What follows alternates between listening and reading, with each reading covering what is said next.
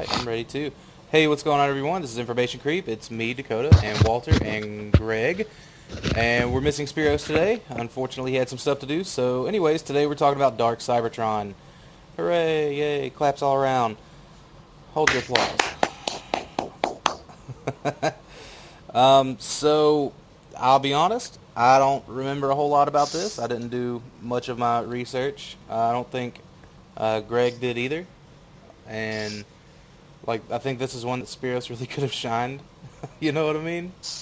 Yeah, the thing about Dark Cybertron is it was kind of boring and it was a lot of filler for like a handful of really important moments to the continuity. The 10 pounds of shit in a 5-pound bag sort of thing.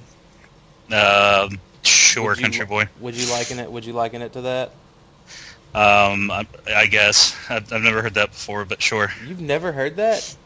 Yeah, not in a movie that came out recently. He said it and it stuck. I don't know. I've been saying it for everything. Oh yeah, what was that in? The Last Night. It was in The Last Night. Yeah, that was another movie. That was another story that was a whole lot of bullshit for one or two pretty decent parts. I haven't seen it. So go ahead. No, you were. I thought you were done. You'll reserve judgment. Yeah, because here's my thing, and I'll put this out there to the audience correctly. You can't hate on Michael Bay for what he's done. You know, we all got jobs. This dude is a millionaire, billionaire, whatever.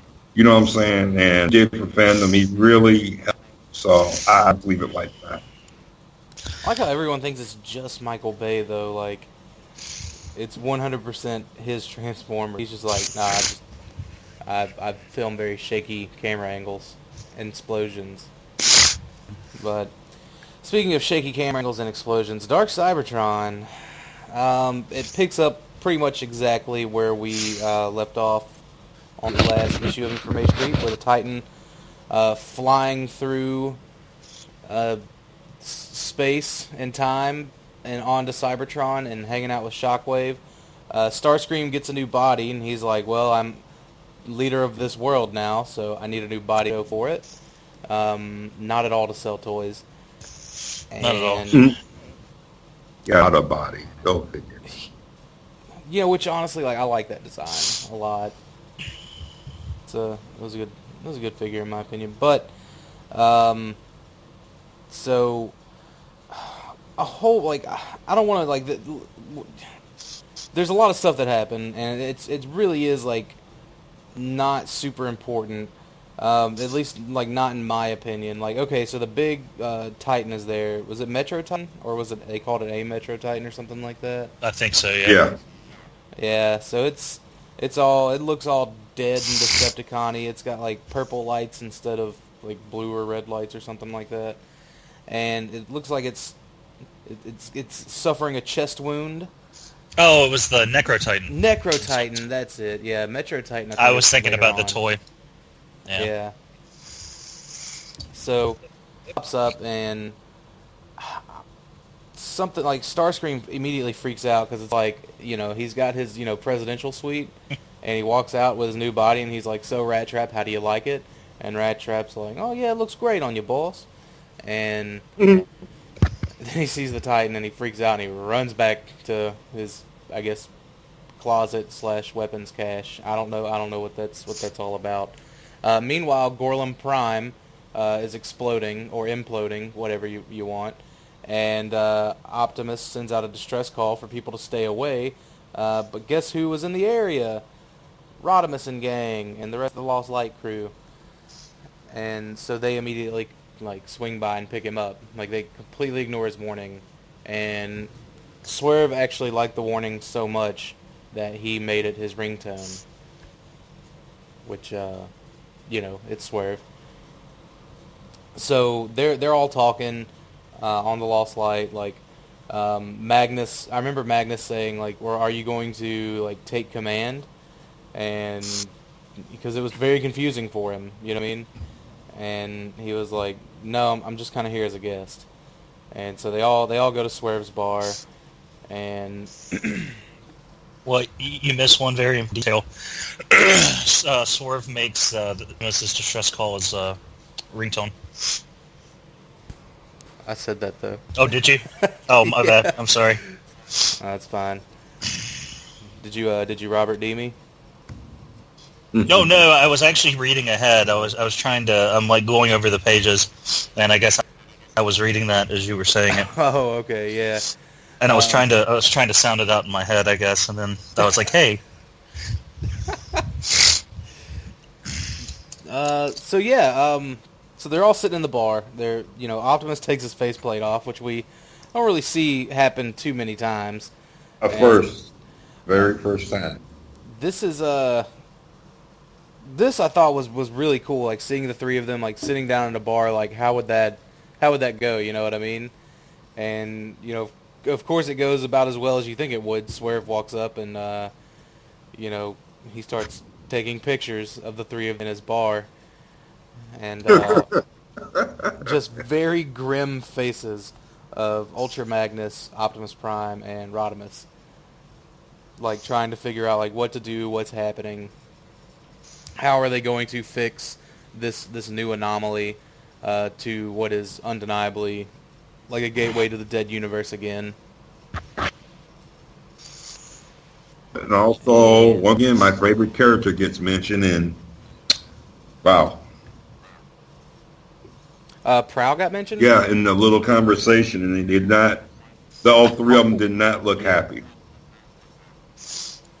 No, man. Prowl's got he put a bad taste in everyone's mouth.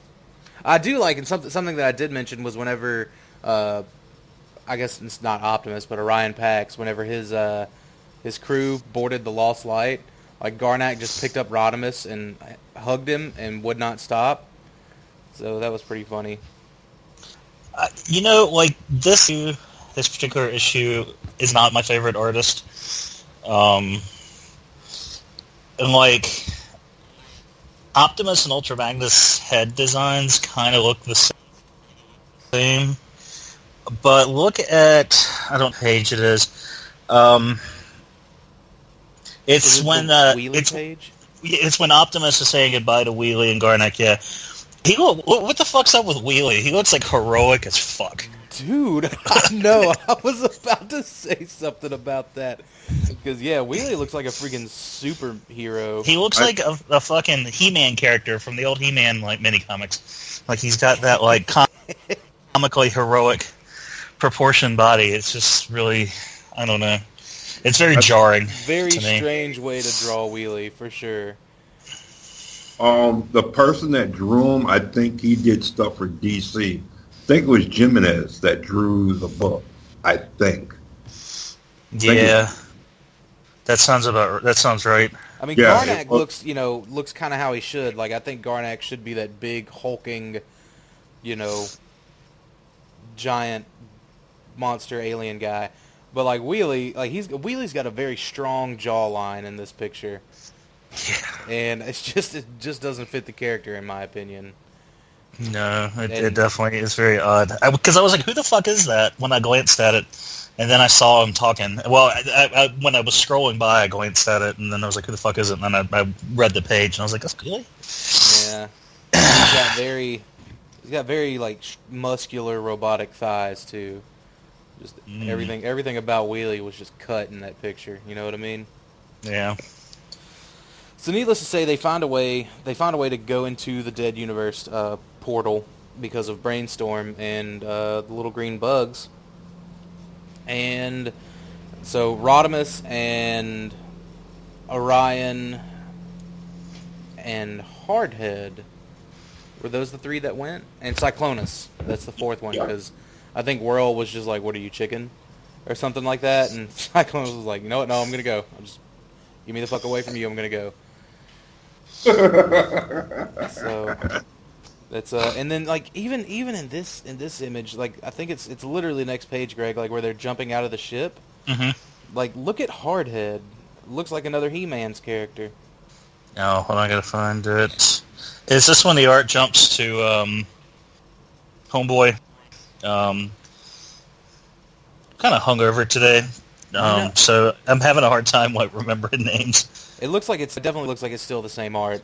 It's I think it's before it jumps over to Livio. Wait, the side panel one, yeah, because I'd gone and skipped on. No, he looks like, yeah, that doesn't look anything like Hardhead at all. Yeah, looks like, but that's supposed to be Hardhead. It looks like a GI Joe wearing. Exactly, or armor. it looks like the art for that Bionic Commando game. Where like the actual character sprite looked nothing like it, but like the promo art for like the arcade game that was before you were born. But yeah, that's what it reminds me of. Walter might know what I'm talking about. It definitely looks like a human in some sort of a suit. Cyclonus, okay, I can make out like that's Cyclonus. Like Prime, I can make out that's Prime, and the same with Rodimus. But Hardhead is super out of place. I know that Rodimus's face is pretty. It's pretty out of character too. Yeah. Oh, I was going to get ready to say. I think Jimenez. I think this might be his for drawing robots because when he does characters, it's totally different. And I don't think he's ever drawn robot characters. Mm-hmm. Well, it's I think he did good on Prime. Whoever did that. And honestly, I think he did good on Rodimus. The face, like Greg said, was very non-Rodimus, but I think it was done pretty well. But kind of going forward, Starscream, not sure what the hell's going on, decides to ask Scoop of all people. Scoop. Yeah. Like, hey, I just kind of like framed you and had you thrown in prison because I thought you were a threat to me. But what's going on? He's the resident expert on ancient Cybertronian religious prophecy. Yeah.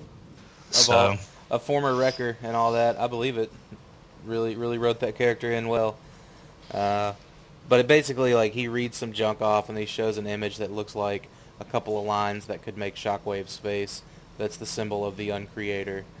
And hooray for all of that. Yay, apocalypse. The end is near. So, our four heroes from the Lost Light have landed in the Dark Universe, and like it's kind of like I remember it really starts to bother Cyclone. These little bugs that were pulled from the Dark Universe to like mask their signatures because the Dark Universe, the Dead Universe, Jesus. Mm-hmm. The Dead Universe can kind of like sense whenever there's like foreign bodies entering it that doesn't belong to it. So they're wearing these little bugs as like a mask that Brainstorm made. Some little bug cologne. And Rodimus and Prime and Hardhead, like they all seem fine. Cyclonus is definitely having some flashbacks, and he's like coughing up oil. And we see Nightbeat, which we haven't seen in a very long time. So, on the outside, the Autobots and the Decepticons are... I think they're having a little bit of like... I think they're doing like a little bit of fun, like team up together, and they're like making some plans. Starscream goes back to Metalhawk's body, which I don't know what like Cybertronians do. Well, I guess they put them into coffins, like with their dead. But Metalhawk's just still kind of like laying with a blanket over his stomach, with like bars around him, and Starscream's just talking to him.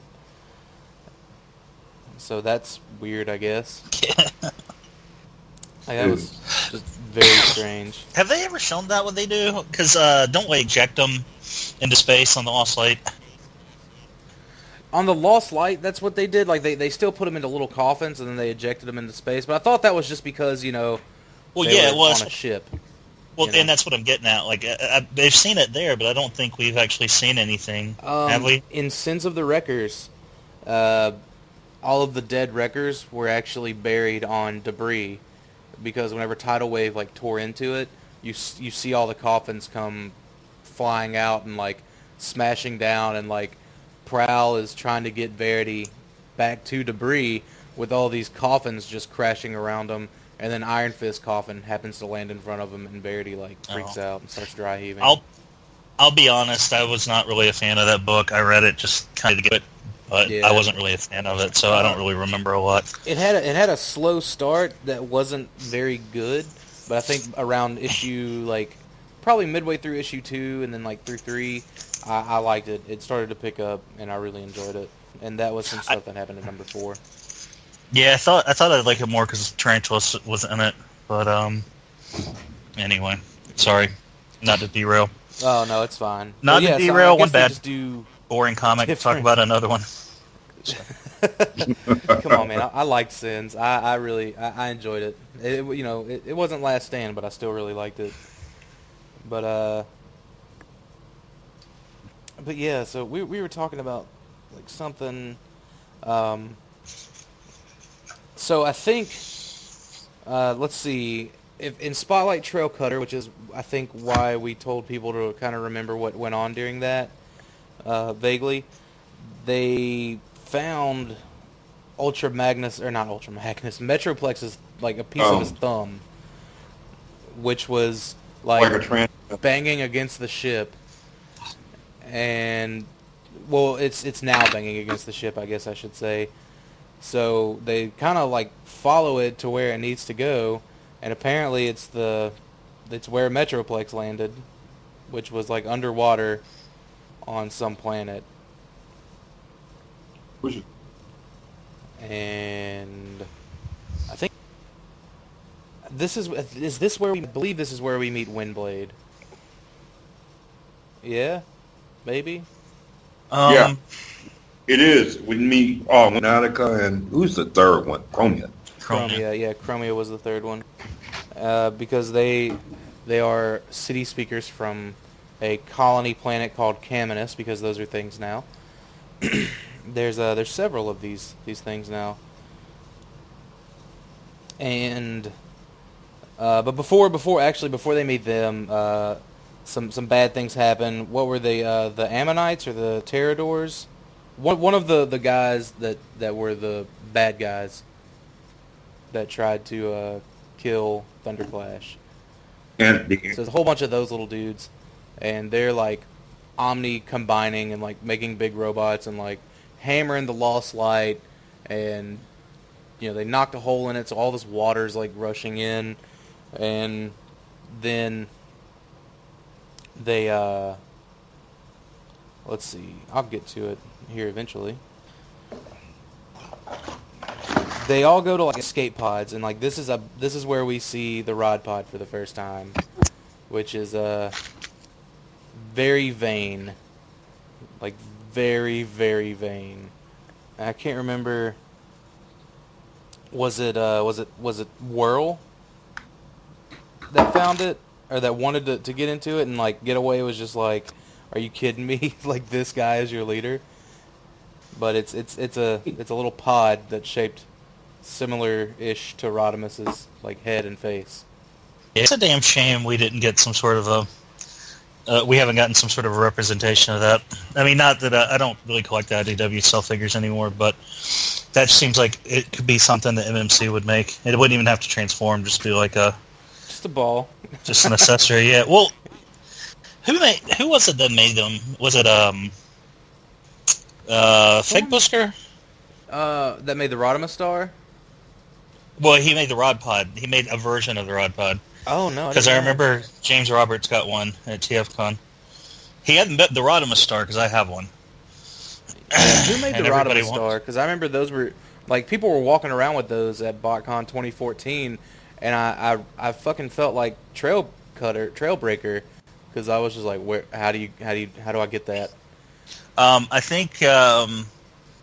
Was that Ariel? Well, I think Fake Busker designed it, and then oh shit, his name was just in my head. Renderform? Not Renderform. Nanif. I think Nanif was selling them because Ariel couldn't be there that day or something. I can't remember. I got one through the mail. I mail ordered one. I'm probably just gonna have to find one. I'm sure I can get one off their Shapeways store. One of them. I'm sure they still can do that. Yeah. But anyway, really we're all gets in the Rod Pod. Yeah, everyone gets in the Rod Pod against what Rodimus's wishes would have been. because he was like one single scratch, one small scratch, and I'll kill you or something like that. He takes a whole lot of pride. He takes more pride in the rod pod than he does, his spaceship. So, but back in the Dead universe with Livio Ramondelli drawing everything. This I like his artwork for this. I think we've talked about it in the last information creep, how he does like all this Dead universe stuff really well. I think it really fits his art style, and I still stand by that. Wait, did we skip over? My app's not loading, but did we skip over the fighting with Necrotitan? No. No. I want to say that's either at the end of Volume 1 or beginning of Volume 2. We got to the point where Brainstorm tells them that they're following him off course, right? Yeah, because where I'm reading, and maybe this might be out of whack or something. It might have been put in a different order because I'm reading the trade. But immediately after that, you see RC aiming at the Metrotitan with a giant-ass cannon. But I didn't want to skip it because this is where the Necrotitan unleashes the Resurrection Wave. Oh, is that where Metal Hawk wakes up? Yeah. Yep. Okay. That's why they keep those bodies around. For a plot device. Just in case. Yeah. Yeah. Yeah, if we didn't skip it, if it's coming up, then that's fine. I'm sorry. I just wanted to make sure. I probably did skip it, to tell you the truth. Let's see. Yeah. Jesus. Okay, so after the Livio art, I don't know whose art this is, but I think they need to work on their prow. Like, I'm not trying to like art shame anyone. Like, I couldn't even do that. Damn, good. that damn prowl. Once again, he fucks up. Look at those little bitty like crests on his head. Do you see that? When he's talking to Goldbug? Oh, yeah.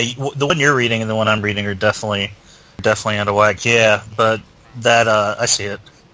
Yeah, it says I think the page before is like Cybertron at the feet of the Necrotitan, because it's right after they run into Nightbeat in the Dead universe. Yeah, yours is for some reason different, which it's fine. Yeah, it's fine. But that's I like pretty rough artwork. I like a little higher up on the page with Astrain. It looks like maybe a third of Blitzwing and what looks to be. Like, get up, buddy.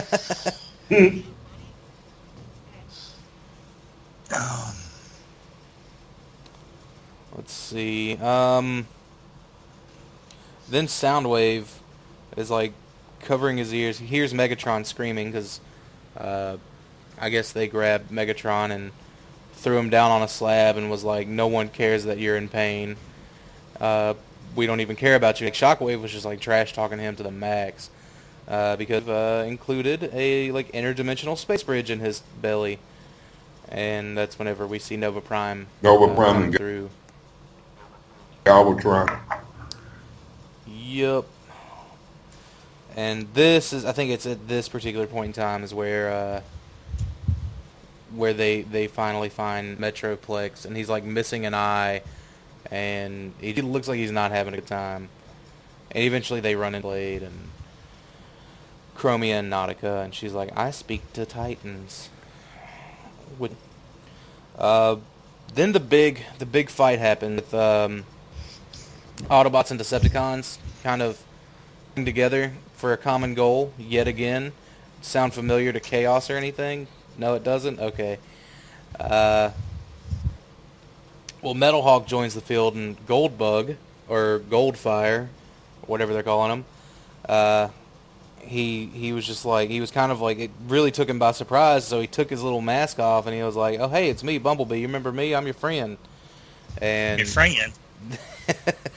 And then Metal Hawk was just like, "You kind of let me die." So he started like cutting at him. Started cutting at him real good. And then some more fighting went on.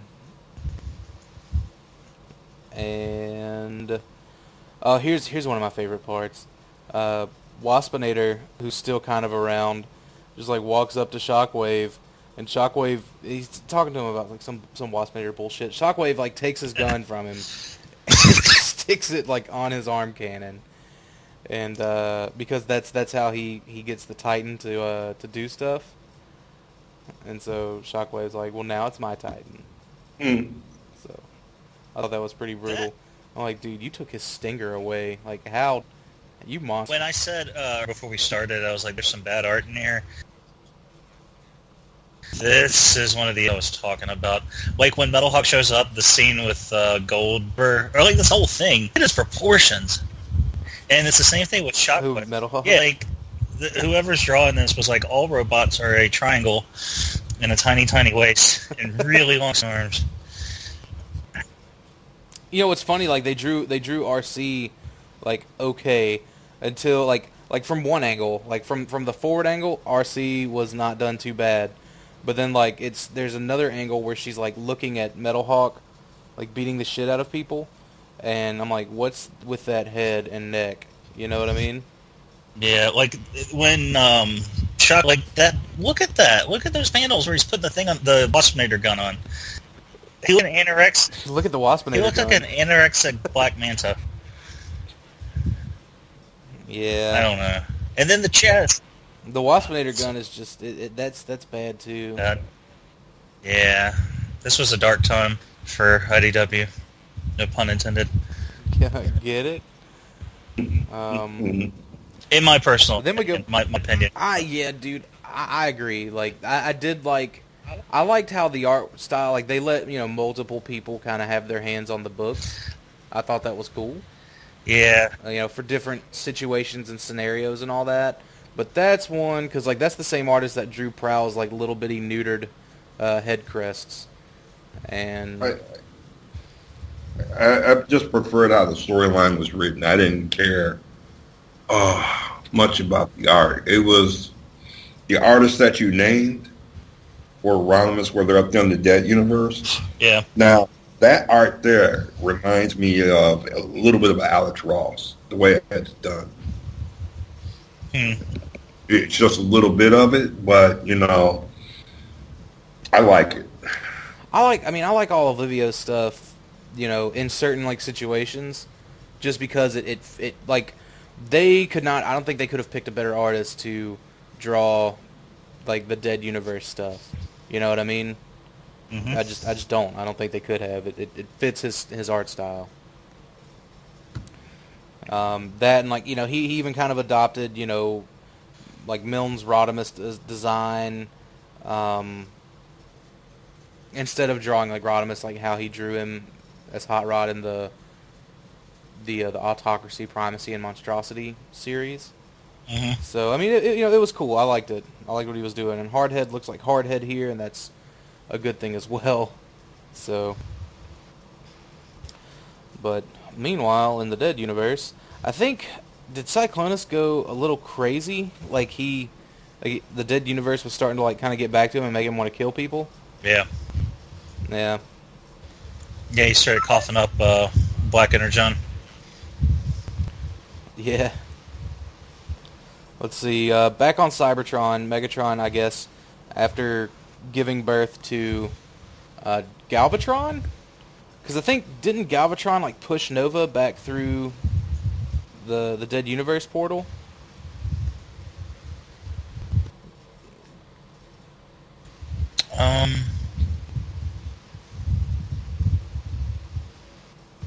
Or only Galvatron was able to come through at that point in time? I'm trying to figure out what the fuck is going on here. That was the most confusing part, because, like, we saw Nova like reaching out, and he was like, give me a hand, Shockwave, and Shockwave, like, had his gun hand. He goes, it's not the hand that you think I'm gonna give you, or my hands are busy, or some shit like that. And then, like, we see Nova and Galvatron coming out, and then, like, after that, it's just Galvatron. Like, that's all we see is, like, Galvatron. And then, yeah, like, later on, we see Nova in the Dead universe. So I mean, they never really explained what happened there. Like, if only Galvatron was able to make it through, or they just shoved Nova back into the dead universe, or what? Both Galvatron and Nova Prime came out of Megatron. Yeah, but we never see Nova on Cybertron. Yeah, We just see he was on Cybertron because Ironhide fighting him. I remember that. Yes, Was he? Ironhide fought him. I think Soundwave as well. And that's when the Titan was. They brought the Titan out.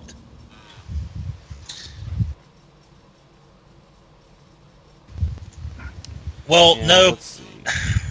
No, because later on in this issue, after Galvatron, like, long story short, like, Galvatron rips Megatron in half because Megatron, like, ran into Goldfire and was like, look, you know, we gotta do this, we gotta team together or whatever. And that's when Galvatron ripped Megatron in half. And then later on, it pans back to the Dead Universe, and Nightbeat traps Orion, Cyclonus, Hot Rod, and Hardhead in this, like, little protective cube because Cyclonus's little, like, bug cologne jewel thing broke, and that's what was making him sick. Because the Dead Universe was, like, taking him again. And so, in a way to keep Nightbeat, hang on. No, that wasn't Nightbeat, that was Nightbeat being controlled by Nova. My bad. They trapped him for Nova. Yeah. And then that's when we see Nova back in the Dead Universe. Yeah. That's actually right where I am. That's why I was like, what the fuck? Because I couldn't remember what happened. I couldn't remember the order of events, and that's when I said, what the fuck? Because I had the panel where Galvatron ripped Megatron in half. And then, like, the next, 2 pages later is the Nova Prime. You know what's interesting there about that, though? About Galvatron ripping Megatron there apart. It was like, man, you ripped Megatron apart like it was just nothing. Well, yeah, man, and we'll see some more of, like, Galvatron's backstory, like, later on in the XRID, issues. And, I mean, he was kind of a bruiser. Like, he, it definitely fit. Because I would say Galvatron was definitely more of a brutal fighter than Megatron was. You know what I mean? They kind of exposed it to where they just made it look like Megatron was, and it's just like, dude just took. Well, to be fair, he just gave birth. Yeah. And to be fair, Galvatron's basically from Viking times. So. Yeah. But anywho. That is true. Yeah, so, looks like everyone is, like, counting their wounded and their blessings all in the same hands. Because now the Titan is in full force, the Necro Titan, and it's, like, just running down the city, like, crushing shit. Starscream, as always, is having trouble with his insubordinates. And, they're trying to, between evacuate, like, everyone and just, like, helping the dead, the Necro Titan's making that difficult for them. Now, back in the universe, we see some, see where, what's up? Oh, shit, hold on, let me find where you're at. I figured out what happened.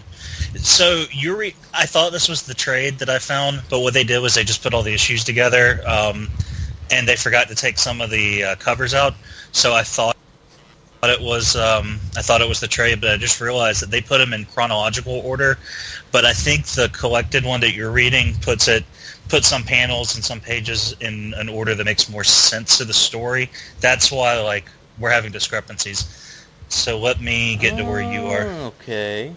Because, like, where I am right now, I just click to the next page, and it's the Rod Pod inside of Triplex. So that's why I thought you said that a bit earlier. Oh, really? Oh, no. There is. Yeah, okay, there is that page too. I did actually kind of skip through that. I didn't know what they. Oh, okay. What they did. Okay. Actually. Yeah, I'm back on the Dead Universe. Okay, well, never mind. Then we're on the same page. Okay. All right. I was gonna say yes. Yeah. Okay. I was gonna say I remember going past. It looked like they were just kind of going through. Ratchet, I didn't really think it was important. important as Ratchet gives Ultra Magnus lesson on Titan physiology. Yeah. And it's like, is he alive? So I don't know. It's like, well, the lights are on. It's like, well, he might not. He may be dead on the inside, and the outside just doesn't know it yet because they're pretty big. They're not like us. Yeah. So back in the Dead universe, Hardhead's like completely distraught that he let himself be captured inside of a cube, and Cyclonus is just like, he's just like, oh my god, it's unbelievable. And then like Rodimus and Optimus, looks like they do some kind of like distraction fighting, and I'm trying to see like at what point like Nova's still kind of calling some shots there. Other than that, I think that's really it for like the Volume 1 portion of this. They end up like breaking out of the cube, and Hardhead gets his hand broken and then his arm blown off or torn off or something. And it looks like, who are they making the space bridge from? Are they using Hardhead for it? I think so. Or is that Cup? Like, that's hard to tell because I know Cup shows up. You know? Hold on. No, that is Cup. Yeah, because he's all fucked up again after that. Being in the Dead universe because whenever they flung him into the Dead universe during was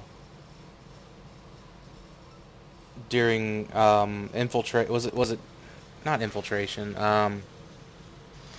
the Magic the Gathering crossover, whenever they flung him into the Dead universe, like, didn't they like essentially put him at the start of the Dead universe? I think so. He got flung like back in time. Yeah, I think it covers that though. At some point, I think we're gonna do a. Is it? Because it was all mini-cons or Micromasters there, and it shows it, and then it shows them all dying, and like Cup shows up. I think I don't remember if it's in this or if it's in a different issue. I'm kind of clicking ahead to see, but I don't want to get too far. Oh, hey, we're almost done. Shit. We're almost done with this part. We're almost done with the first part of Dark Cybertron. So, yeah, let's not dwell on it. It might be in the next part. So, if we get to it, we get to it. If not, we don't. I can look it up, and if we'd be. Yeah, I mean, either way, like, we know that, Cup was there for a while. And that's, we are done with the first part. That's the end of the first part. Let me pull up the second part, please. All right. Dark Cybertron. So, like, needless to say, for all of our listeners, like, there is it was just a ton of, I would say all that shit that we talked about, like, we really condensed this a lot. Like, there's a lot of stuff we didn't even cover that was just kind of like nonsensical, honestly. You know what else I want to know too about Cyclonus? The way it was like he was just breaking down, man, just going to that Dead universe. It was like, dude, he just, I don't know what it was that he had a problem there. I mean, maybe his body was used to it, but it was just like, man, they just made look messed up. Well, he had been in it, and he had gotten away from it, and it was like, okay. Like he's going through like withdrawal of sorts. I'd guess. That's what I was looking for, like a withdrawal. Like he's addicted there to it. So it's nice. Yeah. Yeah. I would imagine it would be like being a heroin addict and being clean for so many years and then ending up in a fucking heroin. What do you call it? What do you call it? Do you call it a heroin house? I don't know. Crack house. Well, I know, but I wanted to be respectful. Den. I think it would be a den. I think it is a den, like an opium den. I wanted to be respectful to the crackheads and not get it twisted. Yeah, but he was going those withdrawals were like bad for him, and now they made it look like it was like, and he was smiling about it. Well, he was being influenced by, like it was affecting his mind. Alright. Playing with his emotions. Dark Cybertron, All right, Volume 2, previously on Cybertron. We're probably gonna. Cause there's a lot of stuff that's still happening, like with Metroplex, like with the crew members of the Lost Light. I don't feel really adds to the story there. I mean, it just seems like filler, you know. Like I'm sure they're talking about some semi sort of important stuff, but I think it all still has to do with like the Titan. Where the real meat and potatoes is kind of going on, like still in the Dark Universe. Or the Dead Universe. I don't know why I want to keep calling it the Dark Universe. I think because Dark Cybertron, it's just that's the D word that comes up. But either way, so Rodimus and Orion and Cyclonus are all imprisoned in the Dead Universe. They're like behind laser bars, and Nightbeat is kind of guarding over them, and I believe it's Rodimus who hatches this brilliant plan to like get Nightbeat like back into his right head, and you know he knows that Nightbeat likes to solve mysteries, and like that would probably override whatever mind control Nova Prime had on him. So Rodimus shows him the palm of his hand with 89 with a slash with a 101 under it, and it shows Nightbeat going through his thinking process, and he was like, so you're a captain of a starship, and in terms of active crew members, people who are up and about, and how many how many do you have on board? And that's whenever Rodimus told him 190. And then that's whenever Nightbeat kind of snaps back into his senses, and he says, all right, let's go get Cup. So they are on their way to go get Cup. Meanwhile, on Cybertron, we have... let's see, it looks like Waspinator and Galvatron, or Galvatron's carrying like the top half of Megatron just slung over his back, and Goldfire decides he wants to pick a fight with Viking God Galvatron. Probably not his best move. But Megatron is still functioning, being he's half of a man, or half of a robot or whatever, and he shoots the shit out of Galvatron. And then that's whenever let's not Bumblebee gets him out of there. Let's not glaze over Galvatron, where he picks up. He's like, "I'll carry him," and he picks him up. And it's like, "Why you?" And he's like, "Because I don't trust your generation." And then when he throws Tron to the side, like talking about this arrow of yours never fails to amuse me. But anyway, I get a grumpy old grandpa vibe from him. Yeah. Grumpy old Viking grandpa. Yeah. So let's see, Bumblebee is carrying him away, and Megatron and Bumblebee, Gold, whatever, they're having kind of a heart-to-heart. Meanwhile, Scoop and Starscream are also having a heart-to-heart. The Ring of Fire, apparently? Yeah. Scoop's just like, you betrayed Cybertron, and like Scoop's like spitting when he's talking, and Starscream, it looks like the equivalent of what Bloodshot like red LED eyes could be, I guess. Like I don't know. It looks like some little vein thing is like popping out of one of his eye. That or it's just his face is cracked. Either way, good choice there, I think. Let's see.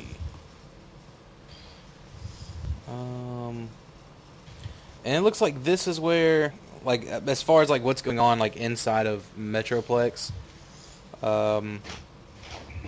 looks like this is where they meet Nautica and Chromia. And Windblade. And just to kind of like focus real quick on the Nautica and Chromia parts, like not parts, but this is another one of those like the way they're drawn sort of things. With Nautica having a ridiculously unrealistic figure for what it's worth. Like the same would kind of go for like Wheelie being super heroic. Like Nautica is kind of drawn like a woman from He-Man. So I like to see consistency in the art there.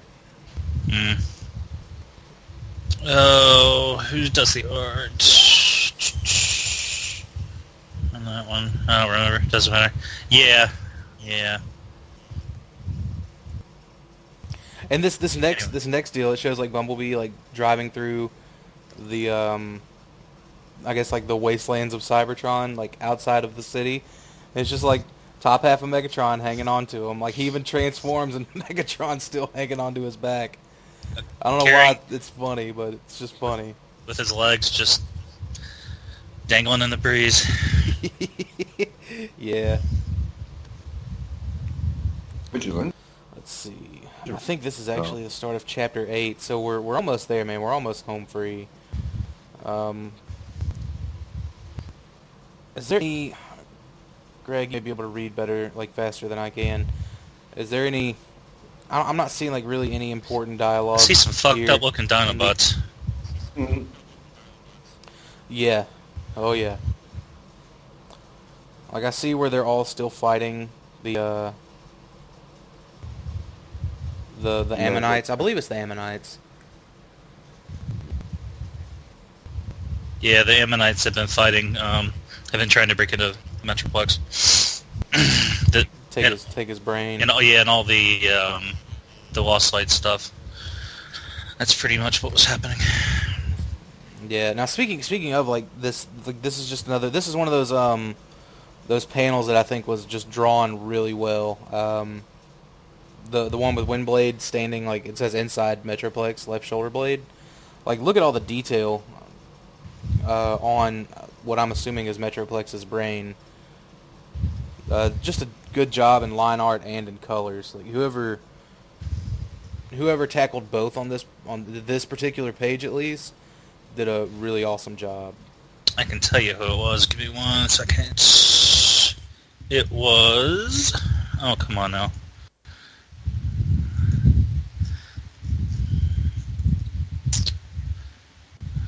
I'm trying to think. Yeah, I don't know. It's like I feel like I should know the art style, but I don't. Well, Josh did the colors. James Reyes and Atilio Rojo were the two, and then they were the two other people credited, and then Ramondelli, but we know. Yeah, Ramondelli didn't do that. We know Livio's.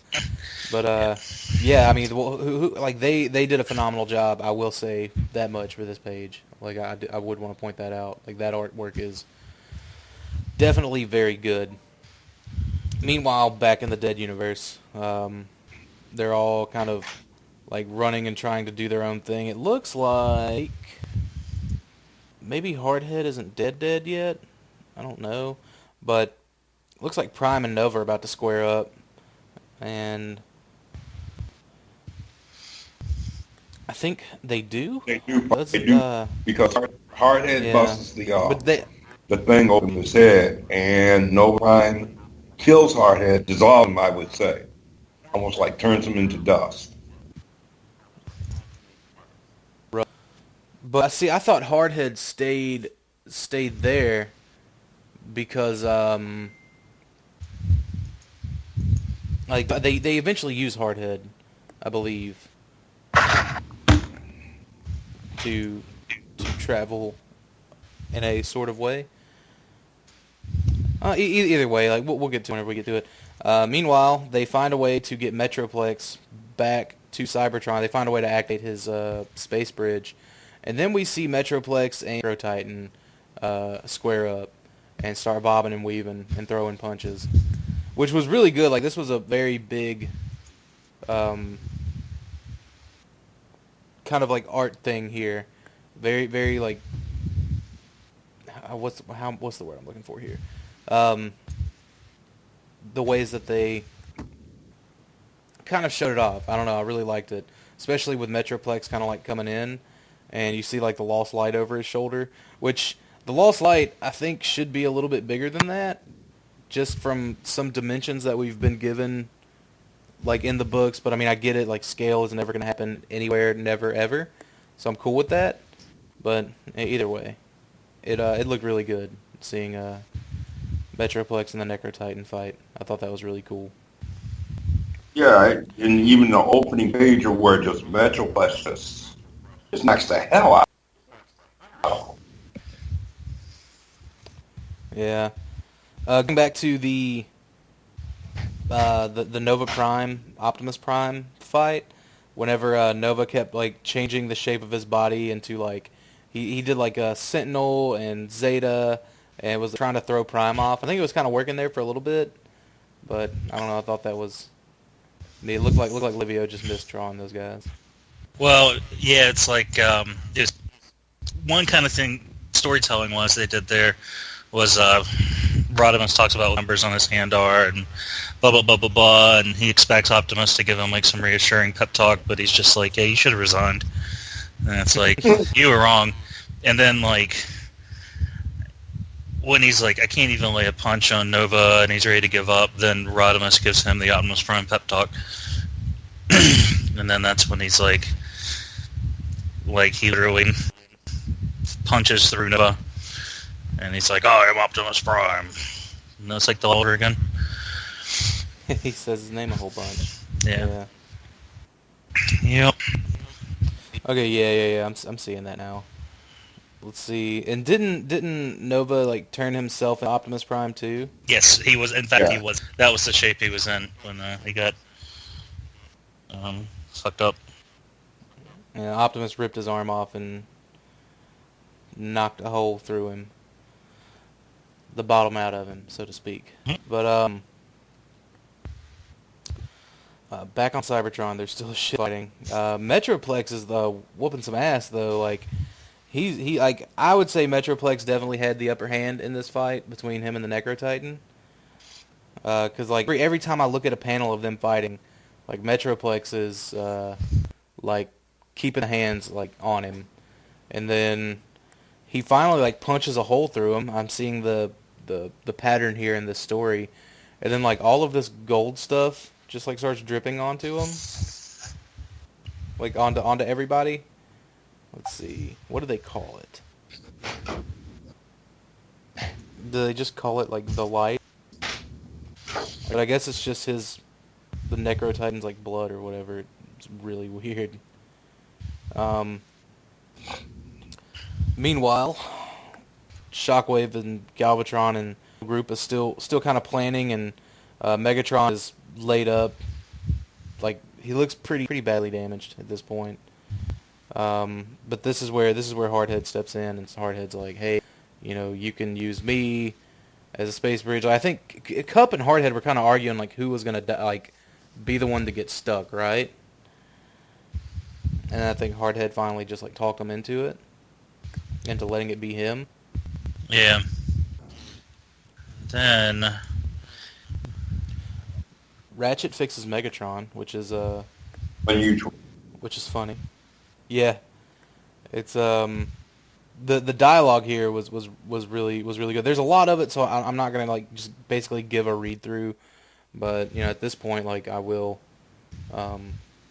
totally in the video form post an image of this particular panel, but of Megatron like fixing, or Ratchet fixing Megatron, and Megatron seemed to kind of be egging him on, and Ratchet's just like, "I'm just following orders. Like, shut up. I'm just doing what I'm told." So that was pretty funny. Blur, or Swerve finally meets Blur. Oh yeah, at the party in his bar. Yeah. And wasn't he just like he ended up saying something. Hang on, let's see. It's Blur. We got Blur and Crosscut. I couldn't think of his name. Walking in, and Swerve, it looks like he's shaking his hand a whole bunch. And Blur was like, "Hey, Crosscut, who is that little three-fingered guy?" And he was like, "Ah, man, she knows his name. Like, I met him, like super recently." And that's whenever Blair said he was really annoying. Yeah. And never, I think, like you see Swerve kind of like hear him maybe. I don't know, but that had to be hard. And that I think would kind of play into something that happens later on in More Than Meets the Eye. Like that would explain a certain situation like Swerve gets put into. I think. Maybe. We'll see. But,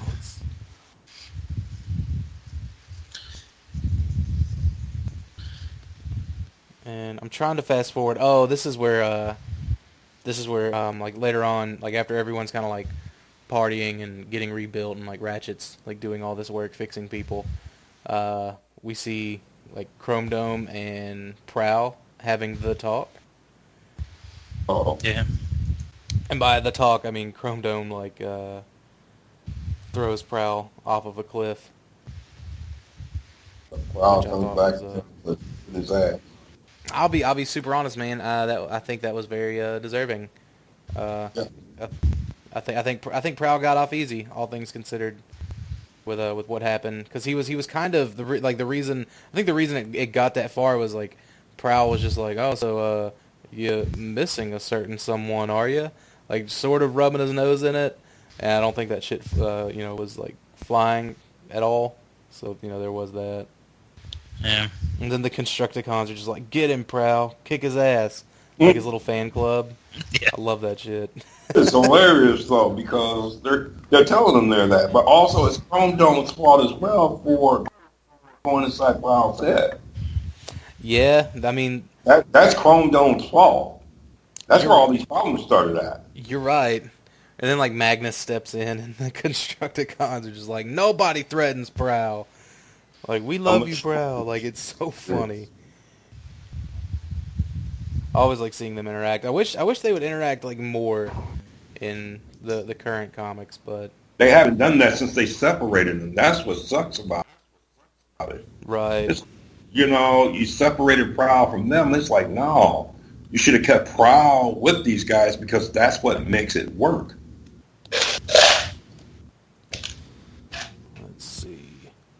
It looks like Shockwave enlists the Ammonites to fight for him now, since he doesn't like really have an army or anything like that. Yep. Yeah, he sends him to Cybertron. Let's see. So the fighting begins again, and there are a ton of these dudes. Like, the entire sky seems to be like blackened by all of these like Ammonites, and they're attacking the Lost Light. Like, just when you thought the fight was over, it isn't. And let's see, Shockwave is. What is Shockwave doing? What he makes? Let's see. He calls it the Final Cataclysm, and I'm trying to remember like what exactly he does to do this. Really should have researched this. I didn't. Is Metal back in his like right state of mind at this point? No. Shit. Because it looks like his eyes aren't like purple anymore, and he's just like, hey, look, we kind of need to talk. Like, while all this chaotic stuff, like this book really, like, especially right here, it really does reference, like, it feels like a retelling of Chaos. There's this army of little transforming robot dudes like in the sky, and like everyone's fighting. It has to do with Nova Prime and the Dead Universe. It just it like I said, man, it feels like Dead Universe round 3. You know what I mean? Yeah, so basically he's making himself one with time, and he's going to use the Dead Universe to power. It's kind of convoluted, so I'm guessing like whatever his scheme is, he's gonna use it's gonna keep the Dead Universe like in a time loop, and he's drawing the power from its destruction to power his machine, which is keeping the Dead Universe in a time loop, which he's using to power his machine, and it's keeping the Dead Universe in a time loop. Like, I don't really. Yeah, that was hard to kind of understand as well. It formed like a time tornado, like some super like Beast Wars The Agenda type shit going on. But Abominus is there. He's not just hanging around. Those guys aren't just hanging around for looks. Or should we call him Satan now? Mm. Yeah. Gotta love them third-party names. Wow. Wait a minute. That's what they named. I'm not trying to get off topic.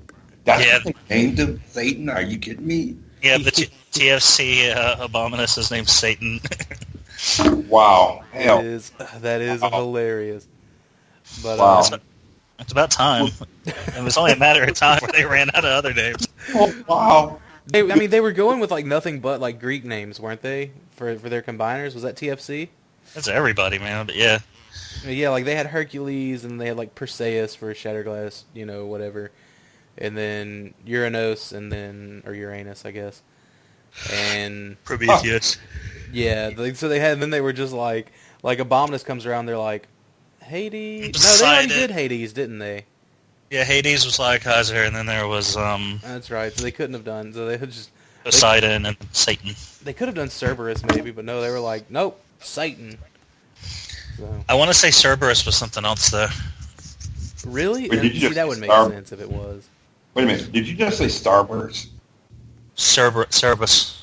Oh, I'm already saying if they name a character named Starburst. Hell no. If they no, I stand on the other side of that. If a third party company named their character, like if it was a Starscream and they just called it Starburst, instant buy. Like quality be damned, it doesn't matter. But anyways, we see Abominus and Prowlistator going at it again, which is cool. I always liked whenever Prowl linked up with the Constructicons. Actually, wait a minute. I gotta correct you there on that. Those, what the fuck are they? That's Moonstructor. That's not Abominus. That's Devastator. Devastator's fighting Moonstructor. That's who that is. Yeah. Oh, is it Monstructor? Oh, whatever. Yeah, that's who that is. My bad. You guys know how I am with the names, though. And Cerberus was part of the Hades combiner. Oh, well, okay, that makes sense too. Yeah. But Shit, no, I can't Satan remember. is still Monstructor, though, isn't it? They were pretenders. No, Satan is Abominus. Okay. Has anyone done a Monstructor yet? No. Yeah. No. They haven't. Well, Fans Project did Dino King, and it was supposed to, which is the That's the American version of Monstructor. The victory version of it, yeah. But the repaint never happened because Fans Project's not a company anymore. Oh, really? I didn't know that. I don't think. I'm learning something every day. Yeah, there was all sorts of rumors going on this weekend. Yeah, but I don't know. We can briefly discuss it after. I don't know how much time I'm going to have when we're done, but we can always talk about it in the chat. Yeah, that's true too. We have that useful tool. But Prowl, the Constructicons are just like, hey, look, we gotta do it again. And Prowl's just like, all right, let's just do this. Like, Prowl is super against it, but it's always so cool seeing it. I've always liked the whole Prowlistator thing, and that was like pretty popular there for a while. Enough so to have a couple of add-on kits made and things like that, so it still would be awesome to have one that works like fully. It's not just like a little car with a giant head. But those are just my wishful dreams that'll never come to life. So let's see. It looks like Bludgeon and Metalhawk are about to get into it. Look in between. Look at Waspinator though. So you get that little nod. What? Oh, yeah. That was well done. That was definitely well done. Like after getting stabbed in the chest, he's like, "Why does the universe hate Waspinator?" Love it. Then we see Magnus like putting in some work too. You got Megatron and Goldfire, Bumblebee, whatever, all coming in. Is this where Metalhawk and Jaxus fight? Yep. Yeah, that's right, because Jaxus is in his new body, isn't he? Yeah. Is well, very Starscream looking. Well, he's body. it's reactive armor, and it was an excuse. Yeah, for that remold. I don't know why they couldn't have just drawn him like that to begin with. Like it would have. would have just saved time. Like, I think that was just wasted panel space doing that. You know what I mean? It was a way for them to sell a toy, basically, if you really think about it. Yeah, I mean, they knew the toy was kind of coming, you know, before that, but I guess it's neither here nor there. Megatron gets the one-up on Galvatron, and he's got his fusion cannon pointed directly at his face. And Bumblebee's like, "Oh, stop! You gotta give him another opportunity, you know, kind of like what we sort of did to you, even though we didn't, but we kind of did because we were forced to do it. But you don't need to kill him. Just don't kill him." And then, as he's given that very heartfelt speech, he gets shot from the back and completely he dies. Let's just put it that way. And it's Shockwave that looks like he deals the final blow to him. And Megatron looks like he's kind of awestruck and upset over it, because he's like, he's dead. Then he just screams he's dead, and he starts punching Shockwave. And which somehow Shockwave just kind of like, you know, rubs that shit off. You know what I mean? Like, I don't know. I don't get it. But Shockwave's like, concepts like that aren't gonna matter pretty soon. yeah. Mm-hmm. I am the world. I am the time. I am both times. I am the universe. Yeah. So, but I'm just rolling through here now. We see Hot Rod and Orion and Cyclonus come back. But yeah, pleasant surprise. Because Bludgeon was fucking everybody, and then he was about to kill Ultra Magnus, and Ron shows up to shoot him. And that's when he's like, Pax? Just in the nick of time. He's like, no, not Pax, but close enough. Or what did he say? Orion. Like, no, but close. Yeah. Oh, and Nightbeat was back with him too. How could I forget? I really like Nightbeat in the coming issues. I'm glad they kind of pulled him out from Neverland. But yeah, this is that weird time tornado thing. Like, looks like it's like old Ironhide, who's like no longer old. You see like Bomber Megatron and Tailgate giving Tyrus the finger in the head. Windblade's there because, you know, she just showed up like 3 issues ago. You get the scene with like Whirl beating the shit out of Megatron in prison, and the scene of Megatron ripping the Matrix from Optimus. Just a bunch of like, I guess, iconic things that happened, you know, through all of the past comics. I think that's the D-Void up at the very top too. And Rodham is just like, time, please tell me I'm not the only one seeing this. So that whole everything's going circles but staying the same sort of thing. I think this is where, in my opinion, the writing just got a little too ridiculous. Like, they could have ended it a couple of issues back, and maybe it would have been fine, but I think they just got way too like fiction-y over it. You know what I mean? Yeah. Yeah, these books were a lot of... This is when it got really bad for me. I mean... Yeah, like there was... Don't get me wrong, like, there was some good stuff here, but it kind of flopped for me, you know what I mean? Like here at the very end, like, Megatron, you know, has Bumblebee's Autobot badge, and like apparently him putting this badge on, you know, saying his... Yeah, well, I mean, he says, so I can change and so can you, and Shockwave apparently just can't accept it, that change can happen, and it looks like it drives him batshit insane, and was it some overloading his logic? Yeah, it was processor or something like that? It was illogical that Megatron would become an Autobot. Yeah. So, and then Prime and Megatron, like, both shoot at him, and it looks like they're both saying we'll remember him as he was. Like, Prime obviously remembers Shockwave in a totally different manner than Megatron, you know, which was kind of cool, had kind of a dual meaning there. And that's when like Shockwave and time and space kind of like implodes and folds in on itself. and that, I believe, whenever the remaining Decepticons decide they want to follow after Galvatron, Metroplex decides he wants to stay and become new Iacon, and that's whenever it looks like, is this whenever they kind of like officially take Megatron into custody? Because like you see Megatron and Prime like walking together, and let's see. Oh yeah, that's right. It's Prime, because Prime asked him if he was serious about wearing Bumblebee's badge and like everything that he said. Megatron was like, "Well, let's give it a shot," and that's what finally. Yeah, finally. Like I said, man, I think before that finale wasn't bad. I mean, there were some parts that I don't think really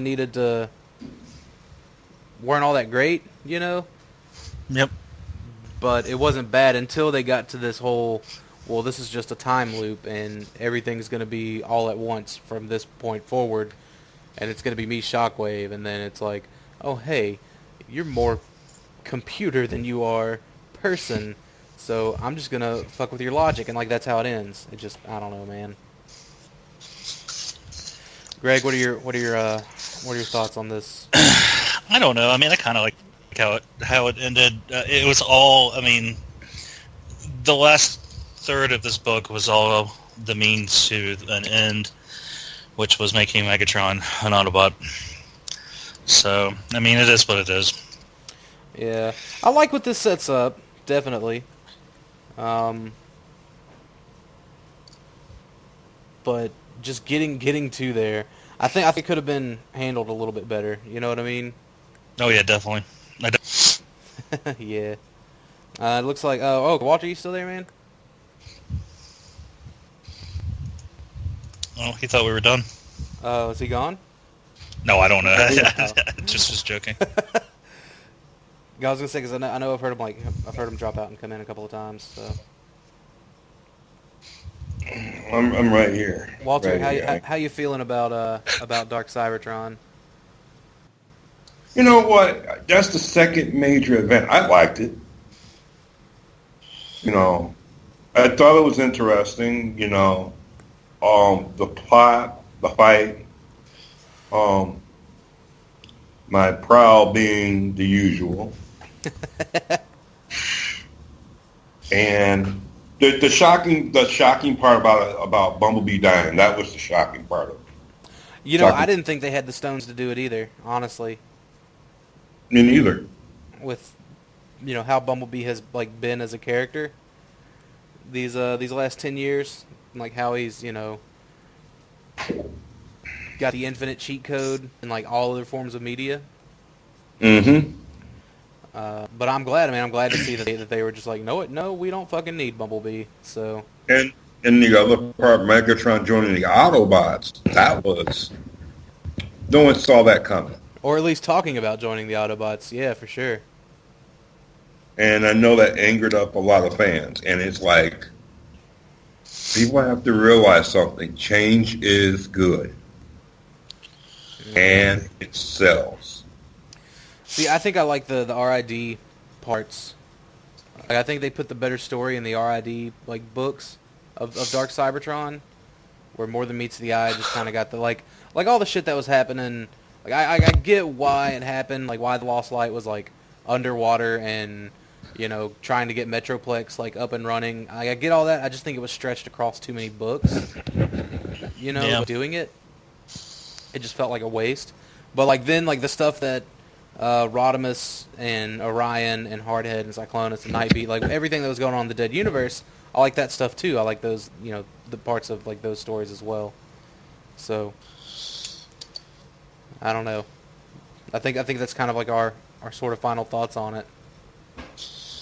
Yeah, it's a whole lot of nothing and a little bit of something. But the good stuff will happen on the next information feed, where we talk like we'll probably cover like at least like definitely my favorite kind of like start to More Than Meets the Eye season 2. with all of that. Yeah, that'll be. Yeah. That's when it started getting good. Oh yeah, started getting really good. And I think honestly, even like the RID books picked up from there. In my opinion, not much, but still, it was something. So, anyways, you guys have anything else you wanted to talk about, share on it? No, I think, me personally, I think that pretty much covers it. Yeah. I think so too. I think that covers up everything. All right. Well, I guess we can do shout outs since I totally forgot those at the beginning. We are part of the Cool Table Network, where you can check out shows like Shattercast Uncut, Enter the Realm, Beers and Vultures 40K, Plastic Fanatics, Stasis Lock, Nerd Rage Radio, Toy Detox, and 8 Weeks. And you can also catch Figure Bangin' every couple of Wednesdays a month or so. If you want to do that, and the Enter the Realm, the Hangout podcast, or not Enter the Realm, the Realm of Collectors Hangout podcast. There's that too. So a whole bunch of shows, a whole bunch of podcasts. You can always check out a lot of that stuff on realmofcollector.com as well. So anyways, thanks everyone that listens and or watches. And we'll see you guys later. Yay!